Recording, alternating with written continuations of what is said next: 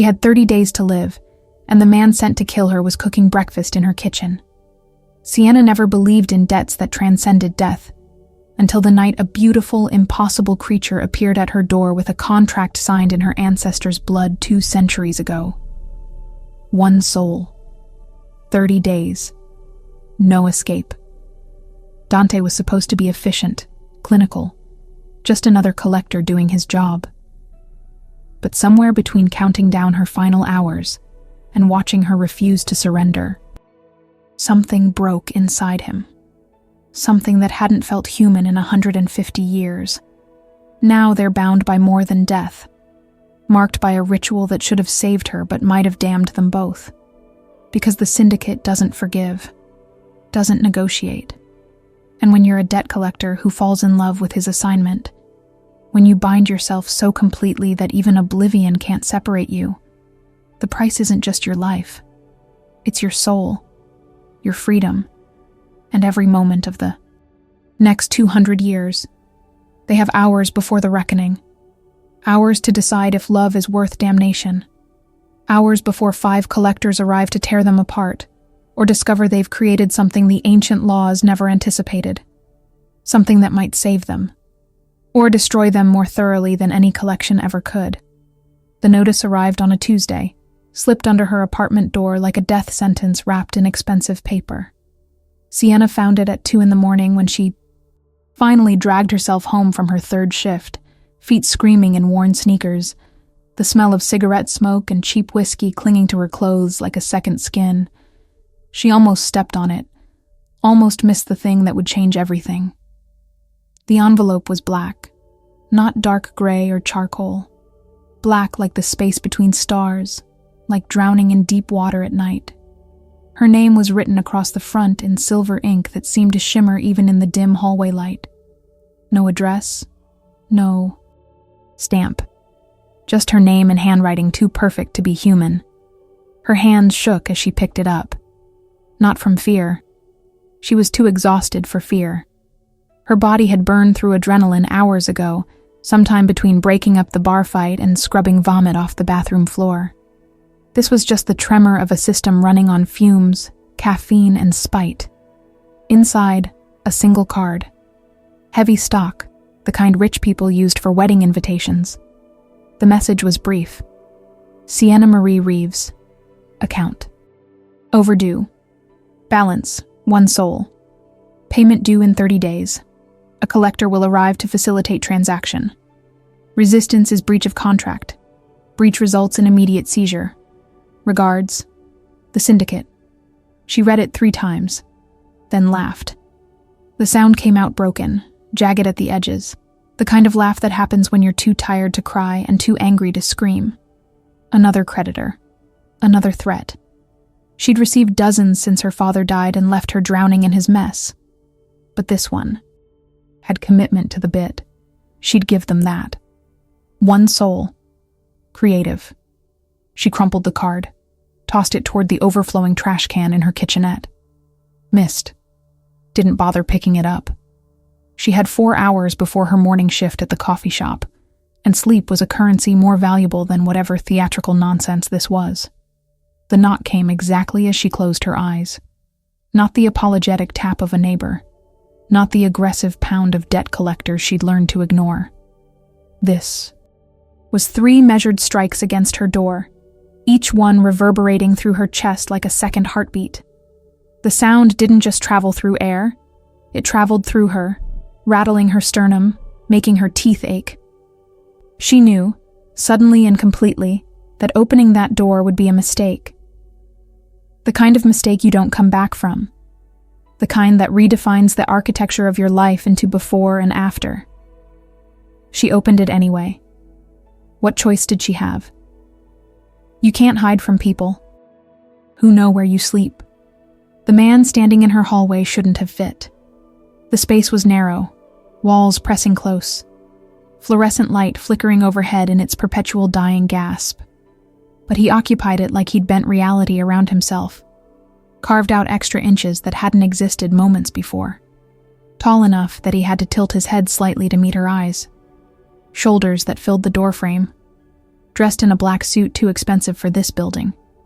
Too clean for this neighborhood. Fabric that seemed to absorb light rather than reflect it. But it was his face that stopped her breath. The left side was almost beautiful. Sharp cheekbone, skin pale as moonlight, eye the color of winter ice catching dawn. The right side was his twin in structure but opposite in essence. Skin just slightly darker, warmer, like it held fever beneath the surface. Eye so dark it swallowed light. Pupil indistinguishable from iris except for the thin ring of red burning at its edge. The division ran straight down the center, not blended, not gradual. A line of demarcation splitting him into two separate beings wearing the same face. Sienna Reeves. His voice matched his appearance. The left side of his mouth shaped words in clear, measured tones, professional and cold. The right side added an undertone, something lower, rougher, like gravel sliding down a metal chute. Together they created harmony that shouldn't have worked but did, unsettling and magnetic in equal measure. I'm here about your debt. It's 2 a.m. Her voice came out steadier than she felt. Years of dealing with drunk customers had taught her to hide fear behind irritation. Whatever you're selling, I'm not buying. I'm not selling anything. He tilted his head, and the motion was wrong somehow. Too fluid, like his neck had one more vertebra than it should. I'm collecting. May I come in? No. It wasn't really a question. He stepped forward. Not aggressive. Not threatening. Just forward. Into her space. And she found herself moving back without deciding to. He was inside before she could process it, closing the door behind him with a soft click that sounded too much like a lock engaging. Her apartment had never felt smaller. He stood in the center of her tiny living space, and suddenly everything else felt like set dressing, cheap props on a stage. The sagging couch she'd found on a curb. The kitchenette with its 2 burners and mini fridge. The bathroom door that didn't close all the way. The mattress on the floor in the corner because she'd sold the frame 8 months ago. This was her life. Reduced to square footage she could barely afford, furniture she didn't own, an existence measured in shifts and hours and the perpetual calculation of which bill could wait another week. He saw all of it. She watched his eyes travel across the space, cataloging, assessing. No judgment in his expression. That somehow made it worse. You received the notice, he said. Not a question. The creative writing exercise? Yeah. Points for originality. She crossed her arms, tried to make herself bigger, more solid, tried to ignore the way her heart was beating too fast, rabbit quick against her ribs.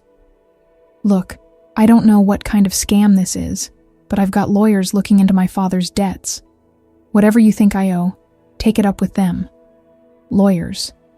The word came out flat from the left side of his mouth, almost amused from the right. Human lawyers? How quaint. He reached into his jacket, pulled out a document, unfolded it between them. This is the contract your ancestor signed. 247 years ago. Margaret Reeves. She wanted her daughter to survive the winter. The syndicate provided. The terms were clear. Firstborn soul of each generation as payment. Your father defaulted by dying before collection. The debt passes to you. The paper he held looked old. Actually old, not artificially aged. Edges worn. Soft ink faded to brown. Words written in script that predated keyboards or typewriters or anything close to modern. And there, at the bottom, a signature. Margaret Reeves. The letters formed with a hand that had held a quill pen, pressed too hard, desperate. That's insane. But her voice cracked on the last syllable. Because something in her recognized the signature. Something deeper than logic, older than reason. She'd seen her father's handwriting, her grandmother's. There was a similarity. In the loops, the way the R curved. Genetic memory written in ink and poor choices. Insanity would be easier. He folded the document, tucked it away. This is simply law, older than your government. More binding than your courts. The syndicate maintains order between worlds. Contracts are absolute. You have 30 days. I'll be staying with you until collection to ensure compliance. Staying with me. She repeated the words slowly, testing them for sanity. They failed. You're not staying. Here. Get out. If I leave, someone else comes. Someone less patient. For the first time, something like emotion crossed his face. Not sympathy, just fact, delivered with the weight of experience. The syndicate has collectors who enjoy their work, who drag out the 30 days, who make examples. I don't. I'm efficient. Clinical. That's mercy, Miss Reeves. Accept it. This is illegal. Breaking and entering. Harassment. I'll call the cops.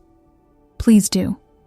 He settled onto her couch like he'd lived there for years, like the sagging cushions had been shaped specifically for his body. Explain to them that a supernatural debt collector is squatting in your apartment to ensure you don't flee before your soul is harvested. See how that works out. The worst part was knowing he was right. What would she even say? She had no proof. No evidence except an old document that could be fake, and a man too beautiful and wrong to be human, but still perfectly able to play normal if cops arrived. He'd say he was her boyfriend.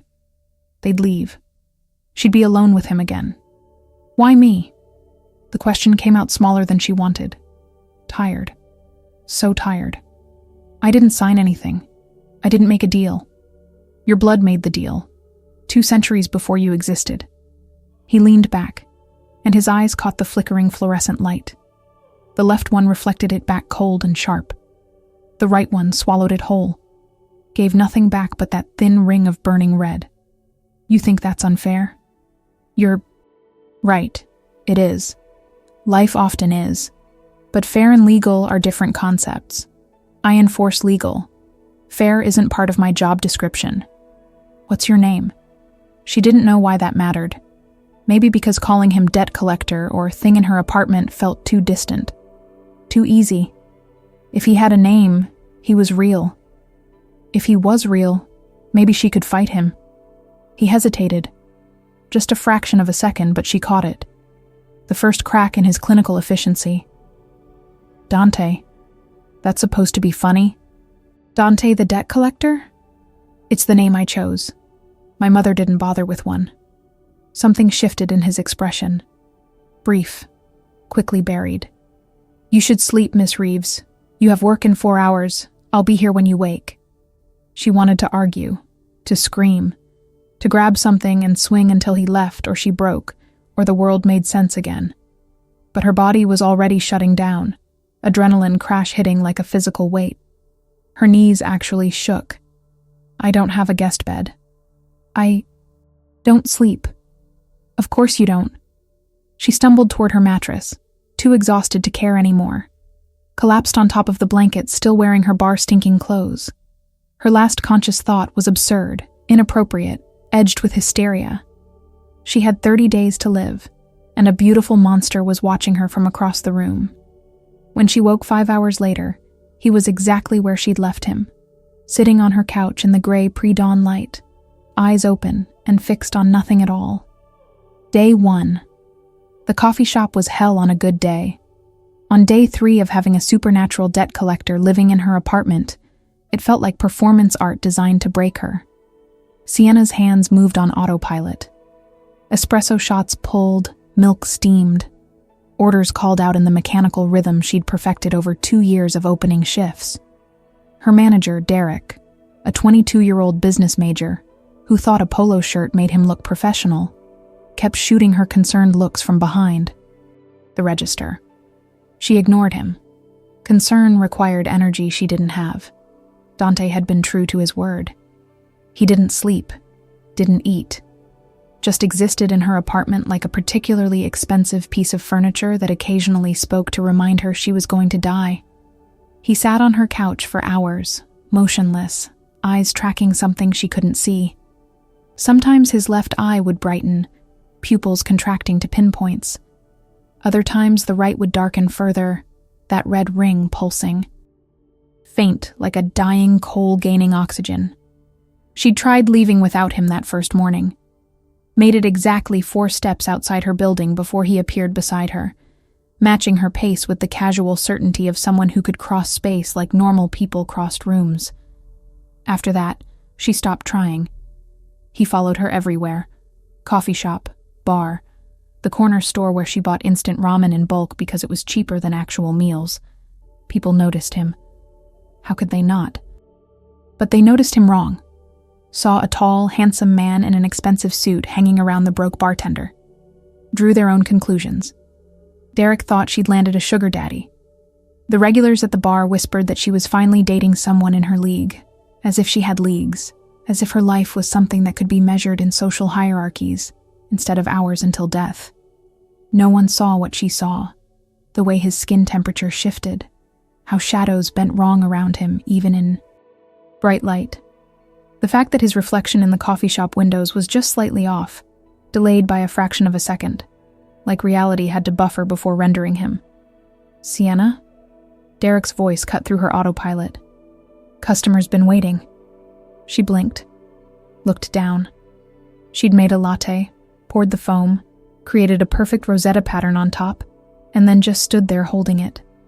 The customer, a woman in yoga pants with the desperate caffeine eyes of every parent before school. Drop off, looked concerned. Sorry. Sienna handed over the cup, watched the woman leave, tried to remember how to be human. Failed. Her phone buzzed. Text from Marcus, her manager at the bar. Can you cover tonight? Tony called out. Double pay. She should say no. She was working on 3 hours of sleep and a breakfast that consisted of stale crackers eaten standing at her kitchen sink, while Dante watched without comment. But double pay was double pay, and she had 27 days left to somehow buy her way out of this. She texted back. Yeah, 7 to close. Beside her, so close she could feel the heat radiating from his right side and the cold from his left, Dante spoke quietly. You're killing yourself. Good. Save you the trouble. She didn't look at him. Kept making drinks, kept moving, kept existing in the mechanical space between thoughts where nothing hurt because nothing was real. That's not how this works. Your soul has to be collected intact. Suicide voids the contract. Then the syndicate takes your mother instead. Her hand stopped. Milk continued steaming, the sound shrill and accusatory. My mother's been dead for 6 years. Death doesn't void contracts. It complicates collection, but the debt remains. He said it like he was explaining tax law. Boring, factual, soul-crushing in its casual cruelty. She'd be pulled back, temporarily. Long enough for extraction. It's not pleasant. I've done 3 recoveries. The subjects don't come back the same. Actually, they don't come back at all. What returns isn't really them anymore. She turned off the steam wand. Her reflection in the metal surface looked pale, hollowed out, like she was already halfway to ghost. You're lying. I don't lie. Lying implies I care enough about your emotional state to manipulate it. I'm simply telling you the parameters. He tilted his head, studying her with that unnerving intensity that made her feel dissected. You're thinking about running. Don't. I'll find you. They always run. I always find them. Distance is irrelevant. The contract binds you to me now. I can feel you, Miss Reeves. Your location. Your fear. The way your heart is beating too fast right now. It's like tinnitus. Constant. Irritating. Inescapable. Stop calling me Miss Reeves. If you're going to kill me, at least use my first name. I'm not going to kill you. I'm going to collect what's contractually owed. There's a difference. Is there? She finally looked at him. Really looked. Tried to find something human in that divided face. Some hint of mercy or regret or anything beyond clinical efficiency. Found nothing. Or maybe found too much. The left side of his face remained impassive, carved from ice and obligation. But the right side, just for a moment, something flickered. Not sympathy. Something worse. Recognition. Like he'd had this conversation before, multiple times, with multiple people who'd stood exactly where she was standing now. No, he admitted. Not to you. The difference matters to the syndicate. Legal distinctions. I enforce them regardless of philosophical implications. You're a monster. Yes. No hesitation. No defensiveness. Just agreement, flat and final. But I'm the monster assigned to you, and I'm significantly less monstrous than the alternatives. Accept that, and the next 27 days will be easier. Derek called her name again. Another customer, another drink, another minute of pretending her life wasn't counting down like a bomb timer. She turned away from Dante, smiled at the teenager ordering something complicated with 6 modifications, and felt part of herself crack. The bar shift was worse. She showed up at 6:45, still wearing her coffee shop clothes because going home meant spending more time in that apartment with Dante, and she'd take public transit and strangers over his constant, analyzing presence. The bar was already busy, pre-gaming crowd loud and careless, celebrating Friday like it meant something. Marcus took one look at her and frowned. You good? Perfect. She tied on her apron, stepped behind the bar, became the version of herself that could smile and joke and pretend she gave a damn about whether someone wanted their whiskey neat or on the rocks. Dante took a seat at the far end of the bar. Didn't order. Just sat there, a fixed point in the chaos, watching her work with the attention of a scientist observing a lab rat. She felt his eyes on her constantly. When she dropped a bottle and it shattered across the floor, she felt his attention sharpen. When a drunk customer grabbed her wrist too tight and she twisted away with practiced ease, she felt something change in the air. Temperature drop on her left, heat spike on her right. The customer who'd grabbed her suddenly paled, let go, stumbled backward like he'd been shoved. Nobody had touched him. But he looked at Dante, made eye contact for exactly 1 second, and then fled. Actually fled. Left his drink, his friends, his tab, and disappeared into the night like something was chasing him. What did you do? She didn't mean to ask, didn't want to engage, but the question came out anyway. Reminded him that touching you is breach of contract. You're marked now, under my protection until collection. Anyone who harms you harms syndicate property. The consequences are severe. He said it without emotion, like he was explaining weather patterns. I'm property now. You've always been property. The contract made you property 247 years ago. I'm simply ensuring the merchandise isn't damaged before delivery. Something in her snapped. Not dramatically. Not explosively. Just quietly. Like a rope fraying through its last strand. She walked around the bar, closed the distance between them, got right in his face. Close enough to feel the temperature war his body radiated, the way cold and heat fought for dominance in the space between them. I'm a person. I have a name. I have a life. I didn't ask for this. None of them ask for it. His voice dropped lower, both sides speaking in unison for the first time, creating harmony that resonated in her chest. The girl in Boston, 23, wanted to be a teacher. She cried for 17 of the 30 days. The man in Seattle, 56, had grandchildren. He tried to bargain, offered me money, his house, anything. The woman in Austin, 31, your age. She looked like you, actually. Same hair, same defiance. Same moment where something broke and she just stood there, asking me to see her as human. He leaned forward, not threatening, just closing distance, making her hold his gaze, forcing her to see what he was showing her. I saw all of them, saw them as human, saw their lives and loves and the fundamental injustice of inheriting debt they didn't create. Saw everything you want me to see. And then I collected them anyway. Because seeing doesn't change the law. It just makes enforcement harder. Then why tell me this? Her voice came out broken. She hated that. Hated giving him the satisfaction of breaking her. Why not just stay silent? Why make it worse? Because you asked. He leaned back, and the moment shattered. Clinical distance returned. And because 27 days is a long time to spend with someone, eventually even I get tired of silence. She went back to work, made drinks, smiled, survived. When her shift ended at 2 a.m, she walked home through empty streets with Dante 5 steps behind her. Not beside her, behind, like a shadow that had gained weight and agenda. Her apartment felt smaller every time she entered it.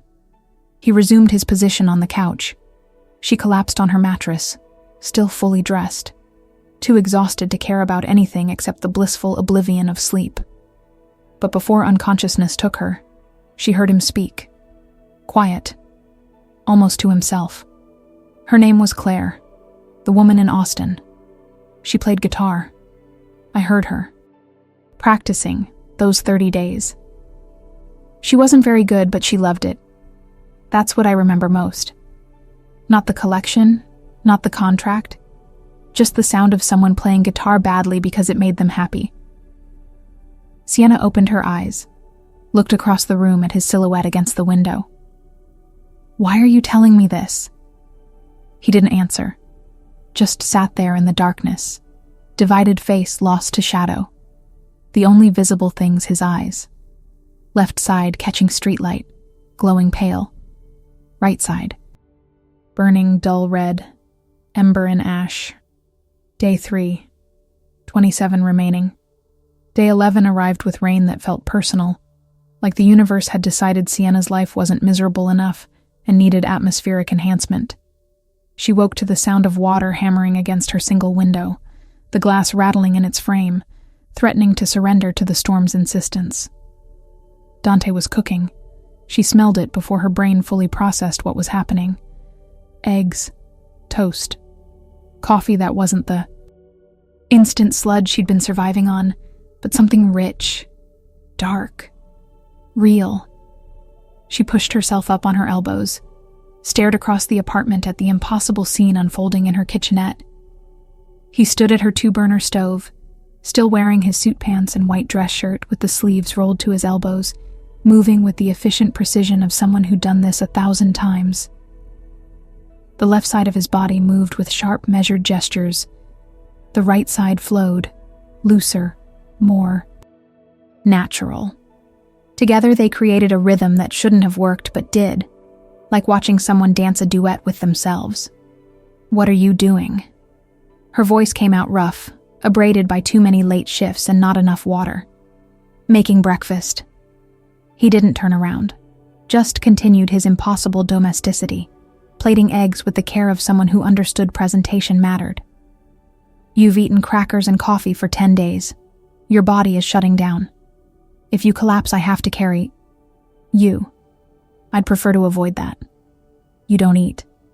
"No, but I remember how." He finally turned, holding 2 plates, set one on her mattress within reach, kept the other, sat on the floor across from her, far enough to maintain distance but close enough that she could see the steam rising from the food. He lifted a fork, took a bite, chewed, swallowed. The motion looked automatic, unnecessary, like a habit his body remembered even though it no longer required sustenance. "Taste is interesting. It's the one human sense I can still access. Everything else is different now. But taste remains." She stared at the plate. Golden eggs, perfectly scrambled, toast with butter melting into it. Real food, prepared with actual care, sitting on her mattress like an accusation. "Where did you get this?" "I went shopping while you slept." He took another bite, his expression unreadable. "Your refrigerator contained condiments and something that might have been cheese 3 weeks ago. That's not food. That's evidence of giving up. I don't have money for groceries." "I'm aware. I paid." He set down his fork, fixed her with that dual-colored stare that always made her feel transparent. "Consider it investment in maintaining the merchandise. Can't collect a soul from a corpse that died of malnutrition. Bad for business." She should have been angry, should have thrown the plate at his perfect divided face. Should have screamed about charity and pity, and how dare he act like her life was something he could fix with eggs and coffee. Instead, she picked up the fork, took a bite, and felt her eyes burn with tears she refused to let fall. It was the best thing she'd tasted in months. They ate in silence, rain providing soundtrack, the apartment smaller than ever with both of them on the floor. She watched him between bites, studying the way his throat worked when he swallowed, the subtle temperature shift in the air around him, the fact that he cast two shadows, one pale and sharp, against the wall, one dark and blurred, neither quite matching his position. Why Claire? The question came out before she could stop it. You've collected hundreds, probably. Why do you remember her specifically? His fork paused halfway to his mouth. For 3 seconds, he didn't move, didn't breathe, didn't exist, as anything except stillness, given form. Then he set down the fork with careful precision, like it was made of something fragile instead of cheap metal from her dollar store set. Because she asked me the same thing you just did. Asked why I was doing this, why I was the one sent, what made me qualified to decide who lived and died. He leaned back against her wall, long legs stretched out on her floor, expensive suit pants on cheap linoleum. I gave her the same answer I gave you. Law, contracts, obligation. She listened, nodded, and then she said something I haven't been able to forget. What? She said, "You're just as trapped as I am, aren't you?" His left eye caught the gray stormlight from the window, reflected it back cold and analytical. His right eye burned darker, that red ring pulsing once, twice, visible even in daylight. She was right. I was born into this. Contract between my mother and something that shouldn't have been able to touch her. She wanted power. Got me instead. A son who couldn't be fully angel or demon, who existed in violation of every law both sides held sacred. The syndicate took me, gave me purpose. I collect debts because I am one. Sienna set down her plate, appetite gone. You didn't choose this. No, but I stopped fighting it a long time ago. Fighting is exhausting. Acceptance is easier. He met her eyes, held them. You'll learn that eventually. Most do around day 15. The anger burns out. Bargaining fails. Depression sets in. Then acceptance. You'll reach acceptance. They all do. Is that what you want? For me to just give up? I want you to survive the next 19 days without destroying yourself. Something shifted in his voice, the harmony between his two sides becoming discord, fighting each other for dominance. I want you to eat. Sleep. Stop working yourself to death in some futile attempt to earn enough money to buy your way out of a contract that predates your country's banking system. I want you to stop looking at me like I'm the monster under your bed and start understanding I'm the only thing standing between you and monsters significantly worse. You're still going to kill me. Yes. No hesitation. But something in his expression cracked, hairline fracture in his clinical mask. But until then, you're under my protection. That means something, even if it shouldn't. The rain intensified, hammering against the window like it wanted inside, wanted to witness whatever this moment was becoming. Sienna pulled her knees to her chest, wrapped her arms around them, made herself smaller in a space that already felt too small for both of them. Tell me about her. Claire, what happened in the end? Don't. You brought her up. You made her real. Now tell me. He was quiet for so long she thought he wouldn't answer. Then he spoke, voice low. Both sides unified in something that might have been grief, if grief was something creatures like him could feel. She played guitar until the last hour. Badly. Beautifully. She didn't cry. Didn't beg. Just played this song she'd been working on for weeks. Never finished it. Got close. But the 29 days weren't. Enough. He paused, jaw tight. When the time came, I gave her a choice. The syndicate allows it. Quick or slow, aware or unconscious. She chose aware. Said she wanted to feel everything.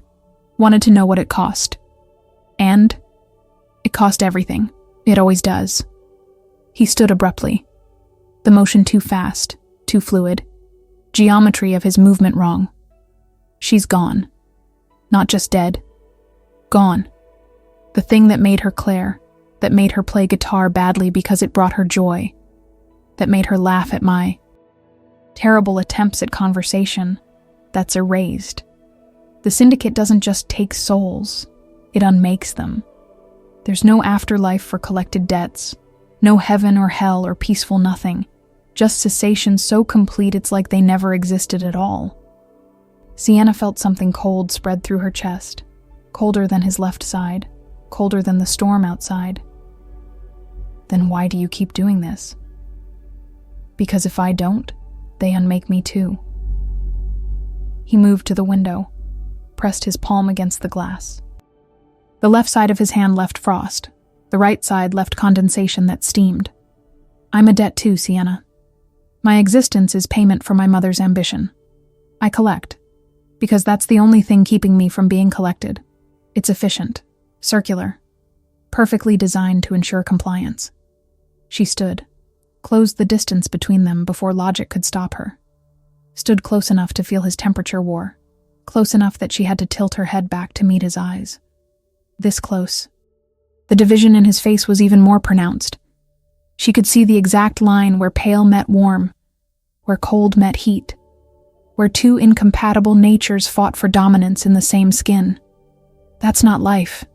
That's just existence. Welcome to my world. But his voice came out softer than usual, the discord between his two sides settling into something almost harmonious. You've been here 11 days, and you already understand what took me decades to accept. What if I don't accept it? She reached up, did something insane, something that should have terrified her, but instead felt inevitable. Placed her palm against his chest, right over his heart. Felt 2 heartbeats. One slow and cold, measured. One faster, hotter, almost frantic. They alternated, never sinking. Eternal argument made rhythm. What if I fight until the end? His hand came up, covered hers. The touch sent shock through her system. His palm was ice and fire simultaneously. Impossible.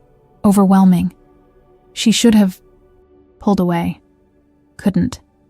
His fingers curled around hers, not restraining, just holding. Contact that felt more intimate than it should have. Then you fight. His right eye blazed brighter, red ring expanding. And I'll watch you burn yourself out, and collect what's left, and remember you the way I remember Claire. Another person who deserved better. Another debt paid. Another piece of proof that the universe is fundamentally unjust, and I'm the enforcement mechanism. You hate this, she felt. His heart beats against her palm, 2 rhythms fighting each other, neither winning. You hate what you are. Every second of every day for 150 years. The confession came out raw, both sides of his voice unified in pain. But hatred doesn't change obligation. It just makes it harder to bear. The moment stretched, pulled thin, threatened to break into something neither of them was ready for. Outside, thunder rolled, deep and ominous, nature's commentary on their impossible. Proximity. Dante pulled back first, removed his hand from hers, stepped away with the careful precision of someone retreating from a ledge. You should rest. You have a shift in 4 hours. I'm not tired. You're exhausted. I can feel it through the... He stopped abruptly, jaw clenching. Through the what? He didn't answer. Just returned to the couch, resumed his usual position, becoming furniture again, shutting down whatever crack had opened in his carefully maintained distance. But Sienna stood there, palm still tingling from his touch, and understood with sudden, terrible clarity. The contract didn't just bind her to collection, it bound them to each other. Day 17 brought the kind of exhaustion that lived in bones, in marrow, in the spaces between thoughts where consciousness struggled to maintain its grip. Sienna's double shift at the bar had stretched into a triple when the closing bartender never showed. leaving her alone with drunk strangers and mounting desperation. Until 4 a.m. She walked home through streets that belonged to different creatures at this hour. Not human ones. She'd learned to see them now. The things that moved in peripheral vision. The shadows that held shapes they shouldn't. The way reality bent at certain corners where something else bled through.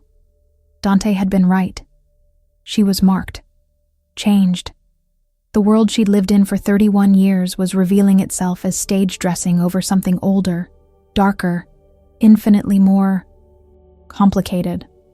Her apartment building loomed ahead, 5 stories of crumbling brick and broken dreams. She climbed the stairs on autopilot, legs screaming, vision blurring at the edges. Made it to her floor, her door, key and lock, turn, push. Dante stood in the center of her apartment, but something was wrong. His suit jacket was gone. Shirt unbuttoned halfway, hanging loose, revealing more of that divided torso. Left side pale, smooth, unmarked.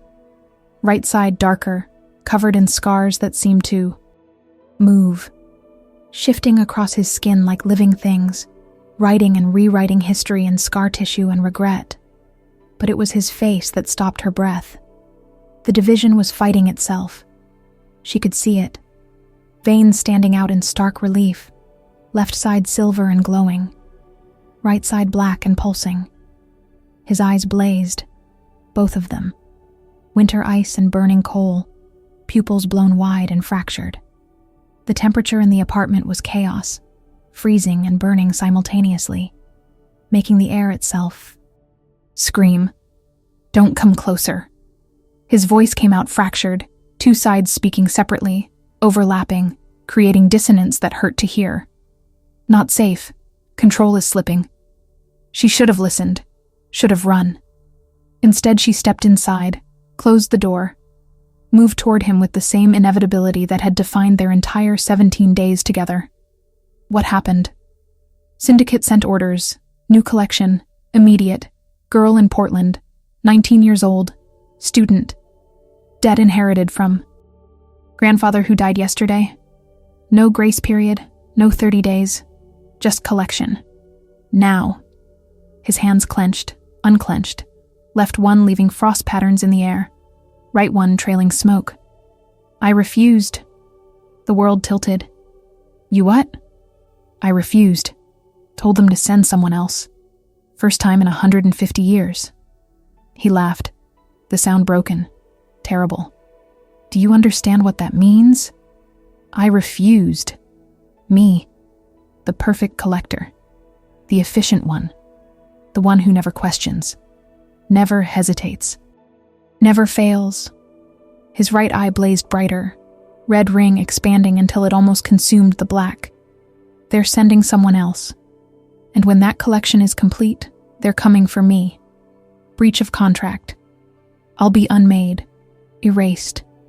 Everything I've done to survive, every soul I've collected, every compromise I've made, and I threw it away for a girl I've never met because she reminded me of you. Sienna's heart hammered against her ribs, panic and something else flooding her system. Dante. Don't. He backed away, hit the wall, slid down until he was sitting, long legs drawn up, head in his hands. The division in him was visible even like this, left side of his body rigid and controlled, right side trembling, fighting itself. I can feel her terror. The collector they sent. He's not like me. He enjoys it, takes his time, makes them beg. She's begging right now, crying, asking why. And I could have made it quick, could have been merciful. But I refused because looking at her file, seeing her face, all I could think was that she had your eyes. Sienna knelt in front of him, ignored every instinct screaming to maintain distance. You saved her life. I delayed her death by hours. Maybe a day if she's lucky and he gets bored. That's not saving. That's just prolonging suffering.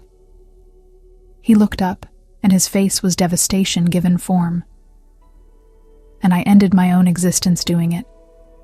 The syndicate doesn't forgive, doesn't negotiate. I broke the fundamental law. I'll pay for it. Then, run, leave, go somewhere they can't find you. There is no somewhere. His laugh came out hollow. The contract binds me everywhere. I could go to the other side of the world and they'd find me instantly. Distance is meaningless when you're marked by the syndicate. You should know. You're marked too. She reached out, placed her hands on his face, one palm against the cold side, one against the hot. Felt his skin burn and freeze simultaneously. Felt the war raging beneath the surface. Felt both. His heart stuttered at her touch. Look at me. She waited until his fractured eyes met hers. You did the right thing. First time in 150 years, you chose mercy over obligation. That matters. It matters nothing. She'll die anyway. I'll be unmade. You'll still be collected in 13 days. The only thing my choice accomplished was proving I'm weak. But his voice cracked on the last word, both sides breaking in unison. You're not weak. You're human. Or as close to it as something like you can be. She felt his temperature against her palms, felt the way his breath came shorter when she touched him, felt something shift in the air between them. You spent 17 days with me. You cooked breakfast. You told me about Claire. You protected me from drunk assholes and taught me to see the world as it really is. You're not just a collector. You're a person trapped in an impossible system, doing terrible things to survive, and you finally hit your breaking point. My breaking point destroys everything. His hands came up, covered hers where they rested against his face. His touch was gentle despite the temperature extremes, careful, like he was handling something precious that might shatter. Including you. When they come for me, they'll accelerate your collection. Won't wait the 13 days. Will take you immediately to punish me. My choice doesn't just unmake me, it unmakes you faster. I don't care. You should. But he leaned into her touch, closed his eyes, and for just a moment looked almost peaceful, almost human, almost like someone who deserved mercy instead of damnation. You should hate me, should be celebrating my destruction. I'm the one who's been counting down your death. I know. She felt tears on her face, didn't know when they'd started. But somewhere in the last 17 days, I stopped seeing you as the monster sent to kill me, and started seeing you as the person suffering beside me. We're both trapped. Both. Dying. Both victims of contracts we never signed. The only difference is you've been trapped longer. His eyes opened, fixed on hers with intensity that stole breath. When did you stop taking the sleeping pills? The question came from nowhere, derailed her completely. What? The sleeping pills. You had a bottle, half empty. I watched you consider them every night for the first week. Counted how many were left. Calculated whether you had enough to do damage. Then 5 days ago, you stopped. Poured them down the sink. I heard the water running at 3 a.m. You got rid of the easy way out. Why? She hadn't realized he'd been watching that closely. Hadn't known he'd been counting pills, calculating her desperation, monitoring her proximity to surrender. Because dying on my terms felt like giving them what they wanted. If I'm going to die, it'll be fighting. Awake. Aware. Like Claire chose. Something changed in his expression. Not softening. Something deeper. More fundamental. The division in his face seemed less pronounced suddenly, like his two warring sides had found temporary truce. You're going to haunt me. His voice came out quiet, both sides speaking in harmony for the first time since she'd arrived. After you're gone, after I'm gone, somehow you'll haunt whatever comes after. I know it. Good. She pulled her hands back, but he caught them, held them in his, created circuit of impossible temperature that somehow felt right. Someone should. Remember, should carry forward the proof that this is wrong. They stayed like that, kneeling on her apartment floor while the pre-dawn light crept through her window and painted everything in shades of ending. His hands around hers, her eyes on his fractured face. Two people counting down to oblivion, finding comfort in shared damnation. Finally, Dante spoke. There's something I haven't told you. A clause in contracts this old. I found it 3 days ago. Stayed up researching while you slept. It's obscure, barely used. Maybe it means nothing. He paused, jaw tight. Or maybe it's the only chance either of us has. Tell me, if you marry a Nephilim, the debt transfers, becomes his burden instead of yours. You walk free. He serves the syndicate in your place. His grip on her hands tightened fractionally. I could take your debt. All 247 years of accumulated interest. Serve them until it's paid. You'd be marked permanently. Couldn't be touched by any human. Again without consequence would live in exile from your own species. But you'd live. The words hung in the air. Impossible. Offering salvation wrapped in new damnation. Sienna's mind reeled, trying to process what he was suggesting. That's not a solution. That's just transferring my prison to you. I'm already in prison, already serving them, already damned. His eyes burned, both sides blazing with something that might have been hope or might have been desperation. The only thing that would change is why I'm serving. Instead of collecting strangers, I'd be serving time for you. There's honor in that. Purpose.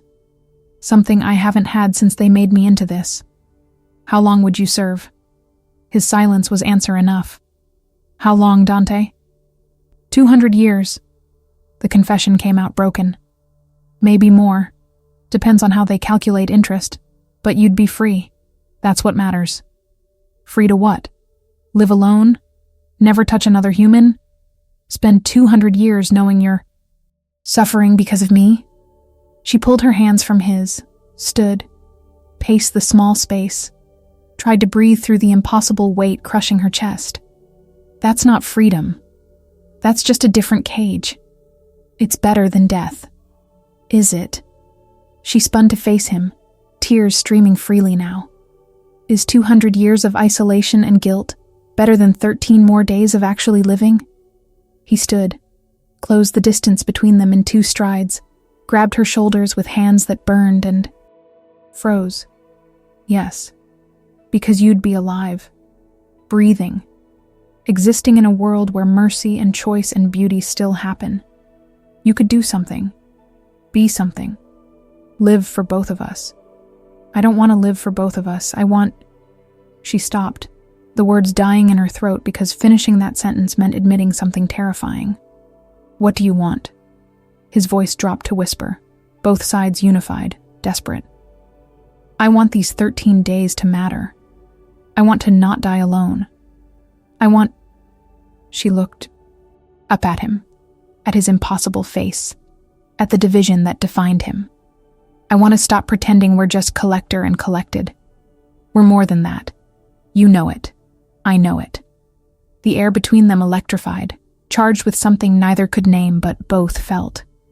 His hands on her shoulders trembled, temperature spiking wildly. Outside, the sun broke over the horizon, painting the sky in shades of ending and beginning, and neither of them moved. Day 17. 13 remaining. Maybe fewer. Day 21 arrived with the weight of inevitability, heavy and suffocating, like atmosphere before a storm that's been building for weeks. Sienna woke to find Dante standing at her window, silhouette against gray morning light, motionless in that way he had when something was fundamentally wrong. She'd learned to read him over 3 weeks of forced intimacy. The way his left shoulder tensed when his angelic side dominated. How his right hand would curl into a fist when demonic instincts surged. The temperature fluctuations that indicated internal war. Right now, both sides were screaming, visible in the rigid line of his spine, the white-knuckle grip on the window frame, the air around him shimmering with heat and frost simultaneously. They're coming. His voice came out flat, all emotion stripped away, leaving only facts. I felt it an hour ago, the summoning. They'll be here by nightfall. Both of us will be collected. You for the debt. Me for breach. It's over. She sat up, pushed tangled hair from her face, tried to find fear and found only exhaustion. How much time do we have? 12 hours, maybe less. He finally turned, and his face was devastation barely contained. The division had spread, no longer just a clean line down the center, but branching veins of silver and black spreading across his skin like cracks in porcelain, spreading from the original split. His left eye blazed ice white, pupil nearly invisible. His right had gone completely, black except for that red ring, pulsing like a dying star. I'm sorry. My refusal accelerated everything. If I'd just collected that girl in Portland, you'd have 9 more days. 9 days to do what? Prepare better? Die more slowly? She stood, crossed to him, stood close enough to feel his temperature chaos. You did the right thing. The first right thing either of us has done in this entire nightmare. Don't apologize for choosing mercy. Mercy is expensive. We're both paying the price. Then let's make the price worth it. She reached up, placed her palm against his chest where 2 hearts beat their endless argument. Felt them stutter at her touch. Felt his breath catch. Felt the crack in his composure widen. 12 hours. That's all we have. I don't want to spend it afraid. I don't want my last hours to be just waiting for the end. His hand came up, covered hers, held it against his chest with pressure that bordered on desperation. What do you want them to be? The question hung between them, loaded with everything they'd been dancing around for 3 weeks. All the moments where proximity had become intimacy, where protection had become something deeper, where the lines between collector and collected had blurred into something neither could define, but both felt. I want to not die having never really lived. Her voice came out steadier than she felt. I've spent 31 years surviving, working, paying bills, existing in the mechanical space between birth and death without ever stopping to actually be human. And now I have 12 hours left, and all I can think is that I wasted decades being afraid of living, and I'm about to die, having never tried. Sienna. Her name came out like prayer, like curse, like the last word someone speaks before drowning. His other hand came up, cupped her face, thumb tracing her cheekbone with a touch so gentle it contradicted everything he was. If we do this, if we stop pretending there's distance between us, it makes the end harder. For both of us. Good. Let it be hard. Let it hurt. Let us feel something real before they erase us. She leaned into his touch, felt ice and fire against her skin, felt her body respond to the impossible contradiction of him. I'm tired of being numb. Tired of just surviving. If I'm going to die today, I want to die having lived for at least a few hours. Something broke in him. She saw it happen, saw the careful control he'd maintained for 3 weeks shatter like glass under pressure. His grip on her tightened, pulling her closer, eliminating the space they'd so carefully maintained. His forehead dropped to hers, and the temperature shock of the contact stole her breath, burned and froze simultaneously, overwhelming and perfect. You're going to destroy me. The words came out ragged, both sides of his voice unified in anguish. Whatever comes after this, whatever they do to me, I'll carry you. The weight of you. The memory of these 12 hours. They'll unmake me, and somehow I'll still feel you. Still remember this. Still be haunted by the fact that I finally felt human, and it was the worst thing I could have done. Then we're even. She closed the last inch between them, pressed her body against his, felt every point of contact ignite. Because you've been destroying me slowly for 3 weeks, making me feel seen, making me feel like I matter, making me question whether dying is really preferable to living in a world this broken. His control snapped completely. He kissed her with the desperation of someone drowning, someone dying, someone who'd been alone for 150 years and finally found connection on the day it became impossible. His mouth was contradiction, left side cold, right side burning, together creating sensation that shouldn't exist but did. overwhelming and necessary. She kissed him back with equal desperation, hands fisting in his shirt, pulling him closer despite the temperature extremes, despite the way. Her skin protested the contradictory signals. This was insane, impossible. Kissing the creature sent to kill her, finding comfort in the arms of her executioner. But nothing about the last 3 weeks had been sane, and she was done pretending logic mattered. He broke the kiss, breathing hard despite not needing air. Both sides of his face flushed, veins standing out in stark relief, silver and black branching further across his skin. The marriage clause. We could still do it. Transfer your debt. Give you life. 200 years alone. 200 years knowing you're suffering. She shook her head, kept her arms around him, refused to let go. I told you. That's not freedom. It's something. It's more than we have now. His hand slid down her back, held her like she was the only solid thing in a collapsing world. Please, let me save you. It's the only good thing I'll ever do. The only choice that matters. Let me make this mean something. She pulled back enough to meet his eyes, saw the fracture spreading through them, saw how the division was consuming him, breaking him down from the inside as his two natures went to war. You want to know what would make this mean something? Spending these 12 hours being human instead of collecting, feeling instead of calculating, living instead of just existing in the space between assignments. I don't know how to be human. Neither do I. Not really. Not in any way that counts. She took his hand, cold on one side, burning on the other, laced her fingers through his. But we have 12 hours to figure it out together. That's more than most people get. A defined endpoint. Permission to stop worrying about tomorrow, because tomorrow doesn't exist.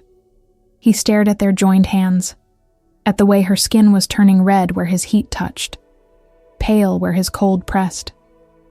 Physical evidence of damage, of pushing past limits, of ignoring every warning in favor of feeling something real. I'm hurting you. I know. I don't care. She pulled him toward her mattress, the only furniture in the apartment besides his couch, the place where she'd spent 3 weeks sleeping while he watched from across the room. I've spent 3 weeks in pain. Physical, emotional, existential. What's a little temperature damage compared to that? They collapsed onto the mattress together, tangled, desperate, trying to occupy the same space despite impossible physics. His weight pressed her down, solid and real. Temperature war, raging against her skin. She wrapped around him, ignored the burn and freeze, focused instead on the way his breath hitched, the way both his hearts hammered against her chest, the way he held her like she was the answer to a question he'd been asking for a century and a half. Tell me about your mother. The words came out between kisses, between touches, between moments where they forgot the world existed beyond this mattress. You said she made a deal. What did she want? His body tensed, against hers, but he answered, voice rough. Power.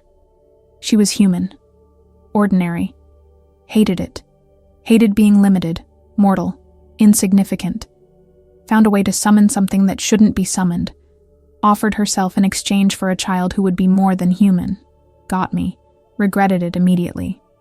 Why? Because I was an abomination, half angel, half demon, existing in violation of every natural law. Both sides wanted me destroyed. She tried to hide me, failed. The syndicate found me when I was 10, took me, gave her what she wanted in exchange: power, immortality, position in their hierarchy. She's still there, still serving. I see her sometimes at collections. She doesn't acknowledge me. I'm just proof of her ambition, walking reminder of what happens when humans reach for more than they should have. Sienna's heart cracked for the child he'd been. Unwanted, impossible, turned into tool by the same mother who'd created him. I'm sorry. Don't be. It was a long time ago. I barely remember being that child. I've been this for so long. He buried his face against her neck, breath hot and cold against her skin. But being with you makes me remember. Makes me feel like that 10-year-old who didn't understand why existing was a crime. Who just wanted someone to see him as more than mistake. I see you. She held him tighter, felt tears on her face. Didn't know if they were hers or his. I see you, Dante. Not the collector. Not the abomination. You. The person who cooks. Breakfast and remembers Claire, and breaks rules for strangers because somewhere under all the conditioning, you still have a soul worth saving. My soul belongs to them. It's part of my contract. Then we'll steal it back. She pulled his face up, made him meet her eyes. We have 12 hours. Let's spend them planning impossible things. Let's pretend we're going to fight. Let's pretend we have a chance. Let's be delusional and hopeful and human for just a little while. He kissed her again, slower this time, thorough, like he was memorizing the taste of her, the feel of her, cataloging everything for whatever came after. When he pulled back, his eyes were blazing. Both sides unified in determination that was probably futile but felt like hope anyway. There's one more thing I haven't told you, about the marriage clause. It doesn't just transfer debt. It creates a bond. Real. Permanent. More binding than anything human marriage could be. We'd be connected. Always. Through death. Through unmaking. Through whatever they do to us. They could erase us from existence and we'd still be tied together. Souls tangled in ways even the syndicate can't separate. You're saying even if we die, we don't die alone. Yes. His voice came out raw. It's the only loophole I've found. The only way to cheat their erasure. If we're bound, we're bound. Even oblivion can't break it. Sienna felt something slot into place, puzzle piece finding its position after weeks of chaos. Then let's do it.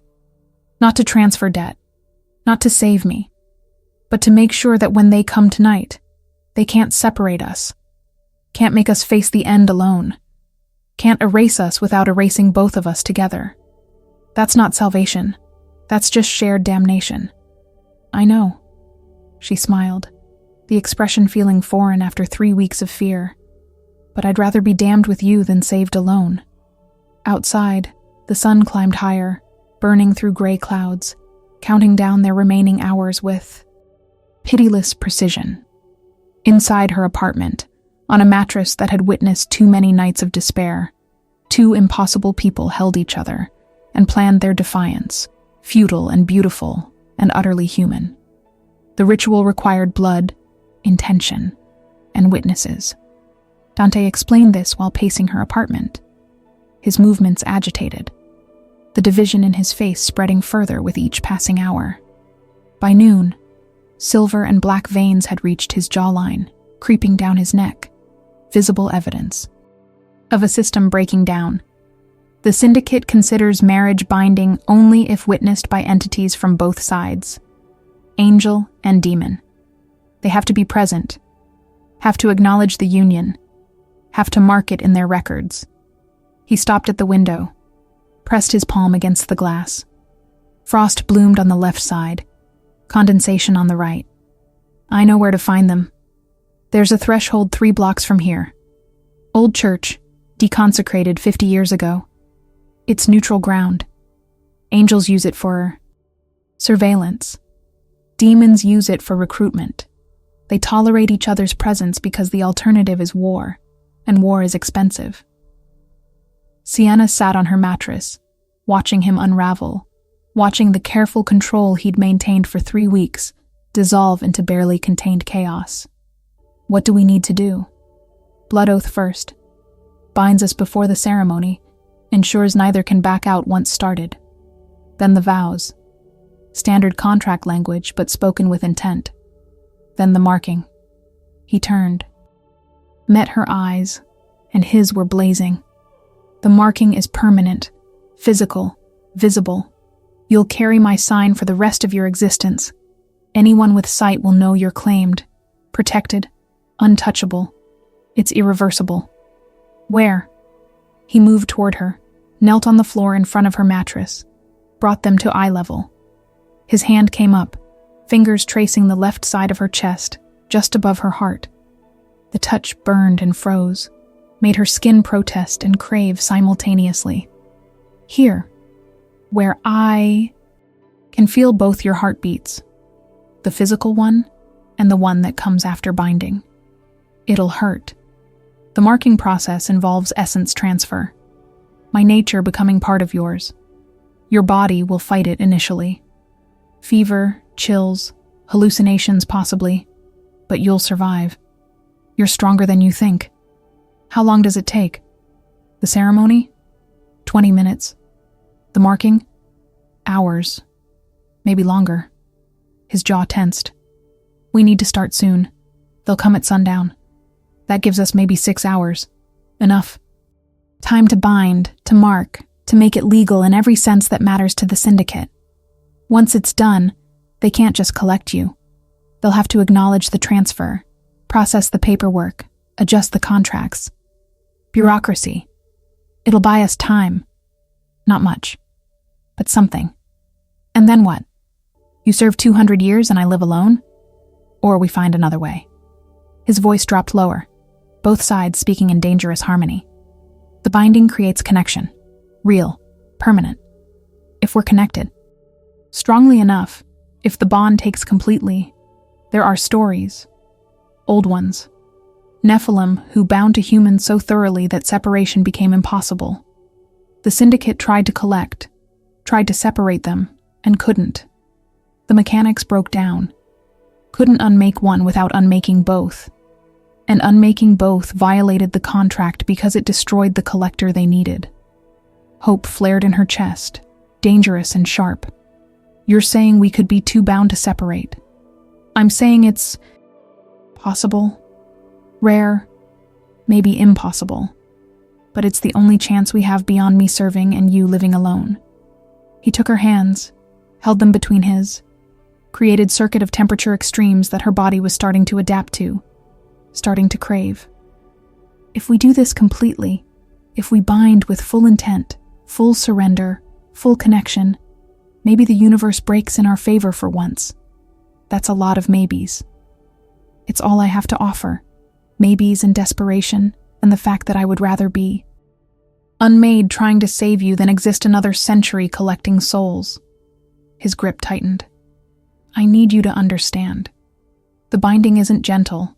It's not romantic poetry and soft touches. It's raw, visceral. It requires vulnerability I've never shown anyone. You'll feel everything I am. Every soul I've collected. Every moment of the last 150 years. All the darkness, all the damage, all the parts of me that are genuinely monstrous. And I'll feel you. All your fear, your pain, your desperation will be opened completely to each other. No barriers, no protection. That kind of exposure destroys some people. Then it destroys us. But at least we'll be destroyed together. She stood, pulled him up with her. Let's go. Let's find your witnesses. Let's bind ourselves so thoroughly the syndicate chokes on trying to separate us. The abandoned church was exactly what she'd imagined. Gothic architecture gone to seed, stained glass windows shattered, pews rotting, the smell of decay and forgotten prayers thick in the air. But underneath the physical rot, something else thrummed. Power. Old. Patient. Waiting. Dante led her through the broken doors, down the center aisle, straight to the altar where two figures stood. One radiated light so bright it hurt to look at directly. The other absorbed light, created void, made the shadows around it seem three-dimensional. Both turned as they approached, regard heavy and evaluating. Dante. The light figure spoke with voice, like crystal chimes. You're requesting witness to a binding. Yes. No hesitation in his voice, just flat certainty. You understand this violates protocol. You're assigned as her collector. Binding to your assignment is breach of fundamental ethics. I'm already in breach. Refuse the Portland collection. This just compounds the crime. Dante's hand found Sienna's, held tight. But the law is the law. If we bind according to proper ritual, with proper witnesses, the syndicate must acknowledge it, even if they hate it. The shadow figure laughed, sound like grinding metal. You've always been too clever. Always finding the loopholes, the exceptions, the ways to follow the letter while destroying the spirit. Your mother would be proud, or horrified. Hard to tell with her. I don't care what my mother thinks. I care about making this binding legal and irreversible.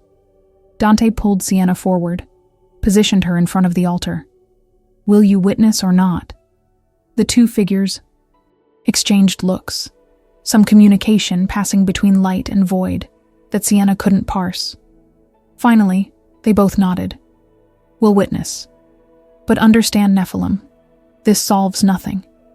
The debt still exists. The transfer still requires your servitude, and the syndicate will punish this defiance. Acknowledging the binding doesn't mean approving it. I know. Dante produced a knife from somewhere, blade that seemed to shift between silver and black. But it means she lives. That's enough. The blood oath was brutal in its simplicity. Cut palms, pressed together, words spoken in a language Sienna didn't know, but understood anyway, felt in her bones, in her blood, in the space between heartbeats. Dante's blood was hot and cold simultaneously, burning and freezing where it mixed with hers, creating alchemy that rewrote something fundamental. The vows came next. Contract language, exactly as he'd said. No poetry, no promises of love eternal. Just terms and conditions, spelled out in clinical detail. She would bear his mark. He would bear her debt. They would be bound until unmade. Separation would be impossible. Connection would be absolute. She spoke her part clearly. He spoke his with voice that shook. Both sides unified in something that might have been fear or might have been hope. The witnesses watched, recorded, made it official in ways that transcended human law. Then the marking. Dante placed his palm over her heart, and power erupted. Not gentle, not gradual. A flood of essence that poured into her like liquid fire and ice, rewriting her from the inside out. She screamed, couldn't help it, the pain beyond anything she'd imagined. Her body convulsed, fighting the invasion, rejecting the impossible nature trying to take root. He held her upright, his free arm around her waist, supporting her weight as her legs gave out. Stay with me. Don't fight it. Let it in. Let me in. This only works if you surrender. She tried to relax into the agony, tried to stop resisting, tried to let his nature flood her completely. And slowly, agonizingly, her body stopped fighting, started accepting. The pain shifted, became something else. Not pleasure exactly, but sensation so intense it transcended categorization. Through the connection, she felt him. Everything he was. Every soul he'd collected, their faces flashing through her consciousness. Claire playing guitar, the man in Seattle begging, the girl in Boston crying. Hundreds of them. Parade of the damned, all the people he'd erased in service of his own survival. She felt his guilt, heavy and choking, his self-loathing, deep and absolute, his loneliness, vast and devastating. And underneath it all, she felt something else, something he'd been hiding even from himself. Hope, fragile, terrified, but there, the desperate belief that maybe, possibly this could work, that maybe he could save one person, that maybe his existence could mean something beyond collection. She poured herself back, through the connection, showed him her fear, her exhaustion, her desperation, showed him the nights she'd considered ending it all, the pills she'd counted, the calculations she'd made about which method would hurt least, showed him the moment she'd decided to fight instead, to live despite the cost, to make these last weeks matter. Showed him that somewhere in 3 weeks of proximity, She'd started seeing him as more than executioner, started recognizing the person trapped in the machine, started caring whether he survived this, whether he found peace, whether his suffering had any meaning. The marking burned into her skin, visible brand forming over her heart. Not a symbol exactly, more like essence made solid, silver and black intertwined, creating pattern that pulsed with his dual heartbeats. Physical proof of connection, permanent reminder that she belonged to something beyond human understanding. When it finished, she collapsed forward into his arms, both of them falling to the church floor, tangled together, breathing hard, connected in ways that went beyond physical. She could feel him now, not just proximity, actual feeling, his emotions, his thoughts, the way his two natures warred constantly. And he could feel her. The connection ran both ways, binding them thoroughly, making separation impossible. The witnesses spoke in unison, voices of light and void harmonizing. It is done, recorded, bound. The debt is transferred. The marriage is recognized. The connection is sealed. They paused. May you find in each other what you've lost in service. May your binding be strength instead of weakness. May the syndicate choke on the paperwork. Then they vanished, leaving Sienna and Dante alone on the floor of a dead church, bound completely, facing oblivion together. They made it back to her apartment with 2 hours until sundown. Sienna's body was still adjusting to the marking, waves of heat and cold coursing through her system. The brand over her, heart pulsing in rhythm with Dante's dual heartbeats. She could feel him constantly now, presence in the back of her mind, emotions bleeding through the connection in ways that were overwhelming and intimate and strange. He was terrified. She felt it clearly, tasting like metal on her tongue, sitting heavy in her chest. Not for himself, for her. The bond had amplified everything, stripped away his ability to hide, and underneath all the clinical efficiency, all the carefully maintained distance, he was drowning in fear that this wouldn't work, that he'd bound her to him only to drag her into oblivion anyway. Stop. She said it out loud, even though she could have just thought it at him through the connection.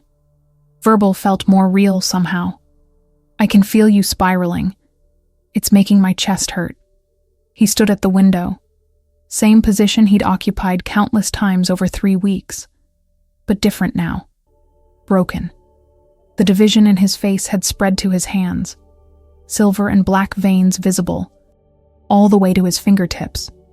His eyes blazed constantly, no longer fluctuating, just burning with cold light and hot darkness simultaneously.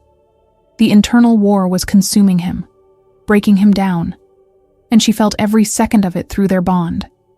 They're close. His voice came out strained, both sides speaking separately, overlapping, creating dissonance that hurt to hear. I can feel the summoning getting stronger. They'll manifest at sundown exactly. No early, no late. The syndicate is precise about these things. Then we have 2 hours. She moved to him, wrapped her arms around him from behind, pressed her marked chest against his back. The contact sent sensation flooding through both of them, amplified by the bond, making simple touch into something overwhelming. 2 hours to prepare, to say everything we need to say, to be ready. I don't know how to be ready for this. He turned in her arms, pulled her close, buried his face in her hair. She felt his desperation. Through the bond, felt how close he was to breaking completely. I've collected for 150 years. I know the process, know what happens, and I can't stop thinking about doing that to you. About being the one who unmakes you if this fails. About watching you disappear and carrying that forever. It won't fail. She said it with confidence she didn't entirely feel, but the bond worked both ways. He needed her certainty, so she gave it, pushed it through the connection, let him feel her determination. We're bound, completely. The witnesses said it themselves. The connection is sealed. They can't separate us without breaking fundamental laws. Laws can be changed. Loopholes can be closed. The syndicate has existed for millennia. They've seen every trick, every attempt at escape. What makes us think we're special? Because we're not trying to escape. We're trying to break the system. She pulled back enough to meet his eyes, those blazing, fractured, beautiful eyes. Every other person they collected went alone, died alone, was erased alone. We're not alone. We're connected so thoroughly that even oblivion has to acknowledge us. That's new. That's different. That's something they haven't seen before. Through the bond, she felt his hope flicker, fragile, terrified to believe. But there, growing stronger as her certainty fed into him, as the connection amplified their shared defiance. "Tell me something." His hands came up, cradled her face, thumbs tracing her. Cheekbones. Something real. Something I can hold on to when they come. "I don't regret this." The words came easily. Truth stripped bare by the bond. Any of it. The 3 weeks of terror, the marking, the binding. Even if we fail, even if they unmake us, I don't regret choosing this over dying alone. You made these last weeks mean something. You made me feel human again. That matters more than survival. His control shattered. He kissed her desperately, pouring everything through the connection and the physical contact, letting her feel the full weight of what she meant. Not just assignment, not just debt, but person. Real, irreplaceable. The first thing in 150 years that had made him want to exist instead of just endure. She kissed him back with equal desperation, hands fisting in his shirt, trying to pull him closer despite already occupying the same space. The bond sang between them, amplifying every sensation, every emotion, creating feedback loop of intensity that threatened to consume them both. When they broke apart, both breathing hard despite him not needing air, she could taste his emotions. Terror and hope and something deeper, something he didn't have words for but she felt anyway. Connection. Belonging.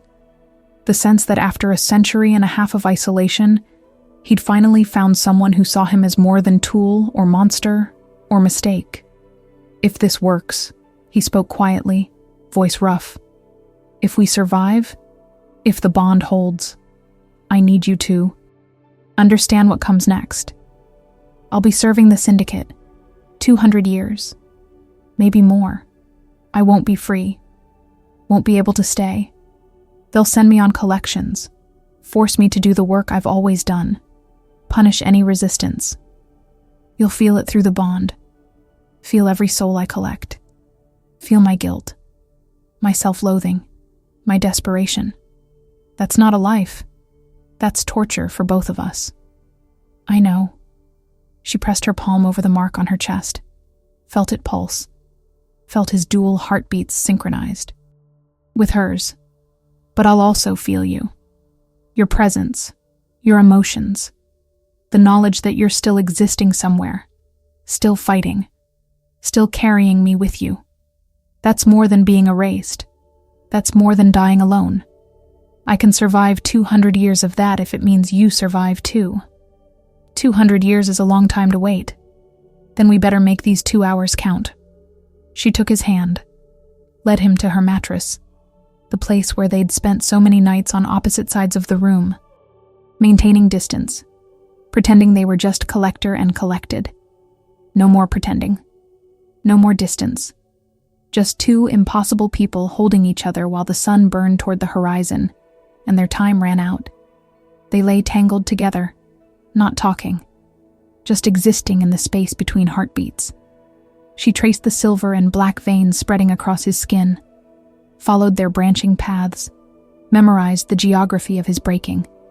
He held her like she was the only solid thing in a dissolving world, fingers tracing the mark over her heart, feeling their connection pulse. Through the bond, thoughts and emotions flowed freely. No barriers, no hiding. She felt his memories surface, watched them play through their shared consciousness. Saw his mother's face when she'd first held him. Brief moment of love before horror set in. Saw the syndicate taking him. Cold hands on a child who didn't understand why existing was crime. Saw Claire playing guitar. Last moments before. Collection. The way her hands had shaken, but she'd kept playing anyway. She showed him her memories in return. Her father dying. Leaving her drowning in debt she didn't understand. The exhaustion of working 3 jobs. The mechanical survival. The slow erosion of hope. The moment she'd opened her door and seen Dante standing there, impossible and terrifying and somehow inevitable. I thought you were death. She spoke into the growing darkness, watched shadows lengthen across her apartment. When I first saw you, I thought you were death personified, come to collect. I was. I am. His arms tightened around her. But somewhere in 3 weeks, you stopped being assignment and started being person. Started being the thing that made me question everything. Started being worth destroying myself over. Poetic for a debt collector. I contain multitudes. Mostly terrible ones. But you bring out the almost human parts. He pressed his forehead to hers, and through the bond she felt his. Terror spike. They're here, outside, waiting for sundown. I can feel them gathering. Multiple collectors, enforcers, maybe even syndicate administrators. They're not taking chances with us. Her heart hammered, fear flooding her system, feeding through the bond and amplifying his fear, creating spiral they both fought to control. How many? At least 5, maybe more. Enough to ensure no escape. Enough to make examples of us. His voice dropped to whisper, Sienna, I need you to know. If this fails, if they can separate us, if the bond isn't strong enough, I'll fight them. I'll refuse. I'll force them to destroy me first, buy you seconds, minutes, anything I can. You run. Don't look back. Don't wait. Just run and maybe you get far enough that... No. She cut him off, pressing her fingers to his lips. We don't separate. That's not the plan. That's not the option. We face them together or not at all. That's suicide. No. That's love. The word came out before she could stop. It hung in the air between them. Truth stripped bare by impending death. I love you. I don't know when it happened. Somewhere between breakfast and confessions and binding. Somewhere in 3 weeks of proximity and honesty and shared damnation. I love you, and I'm not watching you face oblivion alone while I run. We're bound. We face this bound. Through the connection, she felt his response. Not words. Something deeper. Recognition. Reciprocation. The knowledge that she'd named the thing he'd been too afraid to acknowledge. He loved her too. Despite being incapable of love, despite being designed as tool, despite 150 years of emotional shutdown, somewhere in 3 weeks she'd broken through, made him feel, made him human. He kissed her one last time, slow and thorough and full of everything they couldn't say, poured his love through the bond, let her feel it completely, gave her the certainty she'd given him. Whatever happened next, they faced it together, connected, bound, unified against impossible odds. The sun touched the horizon. The temperature in the apartment dropped 20 degrees in seconds. Shadows coalesced, gained weight, became solid. 5 figures materialized in her tiny living space, wearing forms that hurt to look at directly, radiating power that made the air itself scream. The lead figure spoke with voice like breaking glass. Dante, Sienna, you are summoned for collection and punishment.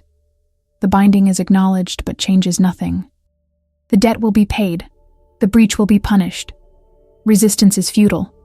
Surrender is mandatory.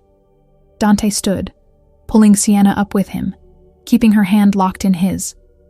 Through the bond, she felt his terror, his determination, his love, all burning together into something that transcended fear. We're bound. His voice came out steady despite everything. Witnessed, marked, sealed. You can't collect one without collecting both. You can't unmake one without unmaking both. Check your laws. Check your contracts. We found the loophole you didn't know existed. The figures paused, exchanged looks. One pulled out something that looked like a book, but wasn't. Pages made of light and void, words written in languages that predated human speech. They consulted it, reading rapidly, and Sienna felt their certainty waver. The binding is irregular, but legal. The connection is stronger than standard parameters. Separation may cause cascade failure in collection mechanics. The lead figure's voice held something new. Uncertainty. This requires administrator review, higher authorization. Immediate collection is suspended pending evaluation. Through the bond, Sienna felt Dante's shock, his disbelief, his desperate hope. They'd bought time.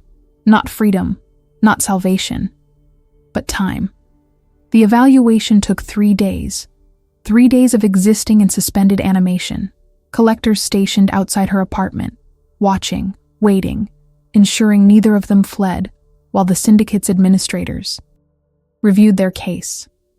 3 days of living in the space between life and death, hope and despair, together and alone. Dante deteriorated rapidly. The division consuming him accelerated, silver and black veins spreading across his entire body, visible through his clothes, crawling up his neck onto his face, until he looked like shattered porcelain barely holding form. His eyes burned constantly, both sides at war, creating light show that would have been beautiful if it wasn't evidence of a system collapsing. But through it all, the bond held. Sienna felt him, constant presence in her mind, his pain bleeding into hers, his fear mixing with her own, creating shared experience that was agonizing and precious simultaneously. She held him when the division made his body convulse, when his two natures fought so violently he couldn't stand. Whispered to him through the connection when verbal words failed, sent her certainty, her love, her absolute refusal to let him face this alone. On the morning of the 4th day, the administrators came. 3 figures materialized in her apartment, more solid than the collectors, more real, radiating authority that made the previous enforcers look like children playing dress-up. They wore forms that almost resembled human, almost made sense, but wrong in ways that made Sienna's marked chest ache just looking at them. The center figure spoke with voice that resonated in bone and soul simultaneously.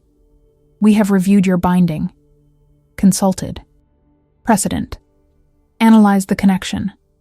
The bond is unprecedented in strength and scope.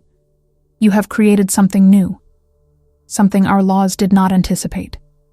Dante struggled to stand, Sienna supporting his weight, the division in him so advanced she could see through parts of him, like reality itself was giving up on rendering him properly. What's your decision? The debt must be paid. That is non-negotiable. 247 years of accumulated interest, transferred to you through binding. You will serve. The administrator paused, something that might have been consideration crossing features too strange to read properly. However, the bond complicates standard collection protocols.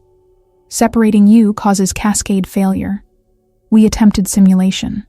Every model shows the same result. If we collect her soul, yours unravels simultaneously. If we unmake you, she follows instantly. The connection is too complete, too binding. So you can't touch us. Hope flared in Sienna's chest, transmitted through the bond, making Dante's dual heartbeats stutter. We cannot collect in traditional manner, no, but we can modify the terms. The administrator gestured, and contract materialized between them, words appearing in mid-air, writing themselves in silver and black ink. New terms, adjusted for unprecedented binding. Dante will serve 200 years as agreed, but service is redefined. You will both serve, together, as unit rather than individual. Sienna's mind reeled. What does that mean? It means you accompany him. You witness collections. You experience his work through the bond you created. You share his burden, his guilt, his isolation. You exist as his anchor, keeping him functional, preventing complete fragmentation. In exchange, you live. Both of you live. Not as humans live, not with freedom or peace, but as bound servants of the syndicate for duration of the debt. That's not life. Dante's voice came out broken, both sides speaking in anguished harmony. That's condemning her to 200 years of witnessing atrocity, feeling every collection through our bond, carrying my darkness. That's worse than death. Perhaps. The administrator tilted their head. But it is survival, and it is together. Those were your terms when you bound yourselves. Together even in damnation. We are simply honoring that choice. Through the bond, Sienna felt Dante's horror, his rejection, his desperate attempt to refuse on her behalf. She grabbed his face, forced him to look at her, pushed her certainty through the connection with everything she had. I choose this. I choose 200 years with you over dying alone. I choose carrying your darkness if it means you don't carry it alone anymore. I choose us over oblivion. She felt tears on her face, didn't bother wiping them away. You saved me. Let me save you back. Let me be the thing that makes this bearable. Let me mean something beyond just debt paid. Sienna, you don't understand what you're agreeing to. The things I do, the souls I collect, you'll feel all of it. Every moment of their terror, every second of their ending. That kind of exposure breaks people. I've seen it happen. I don't want to watch you break. Then don't let me break. Hold me together the way I'm holding you together right now. She pressed her forehead to his, felt his temperature extremes, felt the bond pulse between them. We made a promise. Together or not at all. This is together. Damaged. Imperfect. Terrible. But together. The administrator spoke again, voice carrying finality. Decision must be made now. Accept modified terms or face traditional collection. You have 60 seconds. Time stretched, pulled thin, every second an eternity. Through the bond, Sienna felt Dante's internal war. Felt him trying to find another option, trying to spare her, trying to be noble even as his system collapsed. She sent him her love, her determination, her absolute refusal to accept any ending that didn't include both of them surviving. Finally, at 58 seconds, he spoke. We accept. The contract blazed, words igniting, burning themselves into reality. The binding shifted, changed, became something new. Sienna felt it happen, felt the modification sink into her marked chest, felt the connection deepen impossibly further. Now she wasn't just bound to Dante. She was bound to his service, to his purpose, to the syndicate itself. The administrators nodded. Terms accepted. Modifications implemented. You begin immediately. First collection is tonight. Portland. The girl Dante refused. Another collector finished the work, but the assignment remains yours to witness. Consider it calibration. Introduction to your new existence. They vanished, taking the oppressive presence with them, leaving Sienna and Dante alone in her apartment, with the weight of 200 years settling onto shoulders not designed to carry it. Dante collapsed, the last of his strength giving out, divine and demonic sides finally ceasing their war. Now that outcome was decided. Sienna caught him, lowered them both to the floor, held him while he shook, while the division in him began to heal, now that he wasn't fighting himself anymore. Silver and black veins slowly receding, leaving scars but no longer actively destroying him. I'm sorry. He whispered it into her hair, voice raw. I'm so sorry. You deserved better than this. Deserved life and freedom and peace. Not 200 years shackled to me. Watching me destroy people, carrying my guilt. I've damned you. You saved me. She held him tighter, felt both his hearts beating against her chest, felt the bond pulse with their unified emotions. I was dying by inches, working myself to death, existing without living. You made me feel human again. made me fight, made me love. That matters more than 200 years of service. How can you not hate me? Because I know you." She pulled back, met his eyes, saw them beginning to stabilize. Left side returning to ice blue, right side settling into dark brown with that eternal red ring. Still divided, still dual-natured, but no longer at war with himself. "I know every soul you've collected, felt them through the bond, felt your guilt over each one, felt how much it cost you. You're not monster. You're victim who became tool, who became person again. And I love every broken part of you." He kissed her, slow and desperate, tasting like goodbye and hello simultaneously. When they broke. Apart, his hands cupped her face, thumbs wiping away tears she hadn't realized were falling. 200 years. We have 200 years together. That's more than most people get. More than I ever thought I'd have. If we're going to do this, if we're going to survive this, we do it the way we've done everything else. Together. Honest. No hiding. I show you everything, even the terrible parts. You tell me when it's too much. We keep each other human. Deal. She laced her fingers through his. Felt the temperature difference. Felt the bond sing with their connection. We make this mean something. Every collection, we remember the person.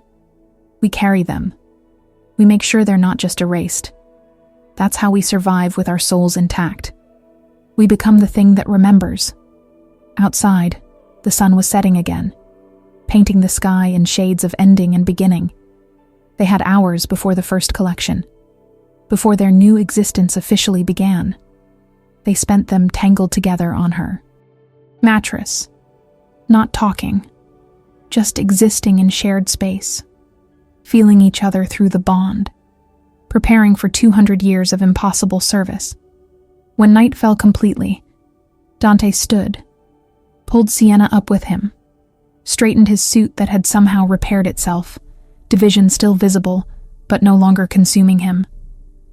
She stood beside him, marked and bound, wearing the same stained bartender clothes she'd worn the day he'd arrived, and together they stepped into the darkness. The threshold opened before them, tear in reality leading to Portland, to a girl who was already gone, to the first of countless collections they would witness together.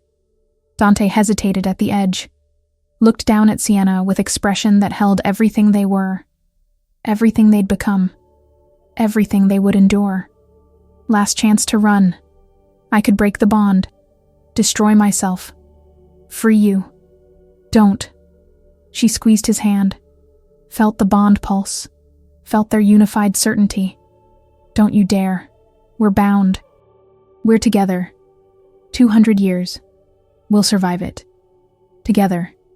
They stepped through the threshold as one, bound servants of the syndicate, damned and saved simultaneously, carrying each other into the long darkness ahead. Behind them, her apartment sat empty, testament to the life she'd left behind, to the person she'd been before a beautiful, broken monster had knocked on her door and changed everything. 29 days. That's all it had taken. 29 days to fall in love with her. Executioner, to bind herself to damnation, to choose shared suffering over solitary death. 29 days to discover that love wasn't salvation. It was just the thing that made damnation bearable. And as they emerged in Portland, as Dante began explaining what they would witness, as Sienna felt the first collection hit through the bond, agony and guilt and terrible necessity, she held his hand tighter and whispered the words that would define the next 200 years. Don't run from me. I found you, and I'm not letting go. Through the bond, she felt his response.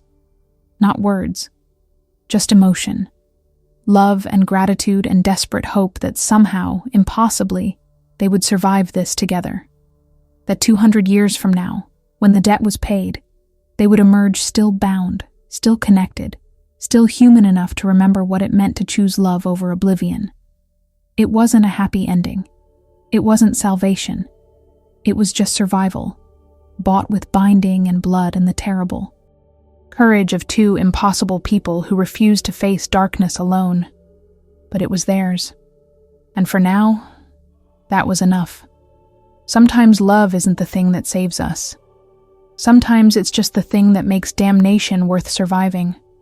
Sienna and Dante didn't get their fairy tale ending, didn't ride off into the sunset free and unburdened.